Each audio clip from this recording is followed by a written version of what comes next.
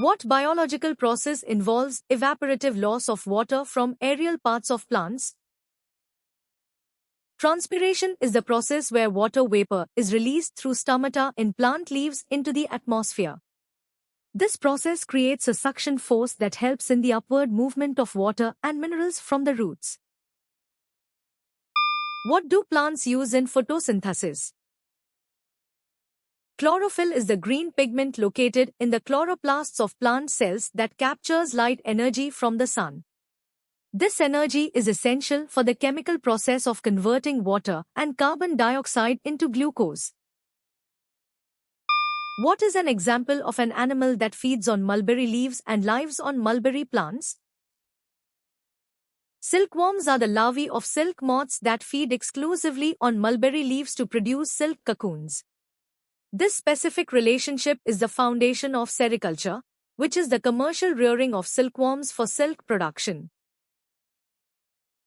What is compared between plant and animal cells in cell biology? Cell biology focuses on comparing structural features like cell walls and chloroplasts to understand evolutionary relationships and functional differences between plant and animal cells. This comparative study is fundamental for competitive exams to distinguish between autotrophic and heterotrophic organisms. What structures in aquatic plants, such as stem and leaves, contain air chambers? Aquatic plants like the lotus have specialized air chambers in their stems and leaves to provide buoyancy.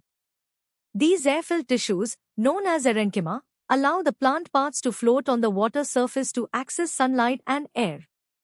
A. Flowers are reproductive organs and are not the primary structures adapted with air chambers for buoyancy. B. Fruits may have adaptations for water dispersal, but they are not the main structures providing buoyancy for the whole plant. C. Roots in aquatic plants are primarily for anchorage or nutrient absorption and are often reduced in size compared to land plants. What do meristematic tissues and permanent tissues represent in the classification of plant tissues? Plant tissues are broadly classified into meristematic tissues, which consist of actively dividing cells, and permanent tissues, which have lost the ability to divide.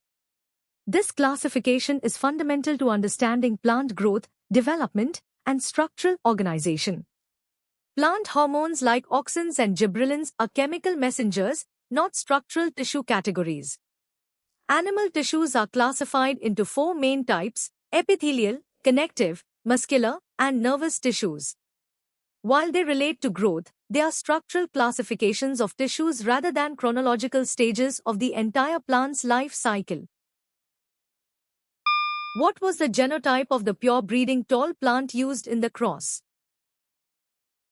In Mendelian genetics, a pure-breeding, homozygous, tall plant is represented by the genotype TT, containing two dominant alleles for height.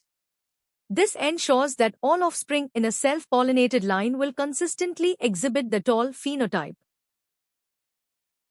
How do animals primarily rely on plants? Plants serve as the base of the food web, providing essential nutrients to herbivores and indirectly to carnivores. Additionally, many animals use plants, such as trees and shrubs, as physical habitats and protection from the elements.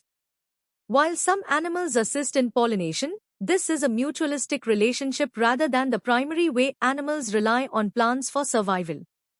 Plants and animals both require water and sunlight, but animals do not obtain sunlight from plants for their energy needs.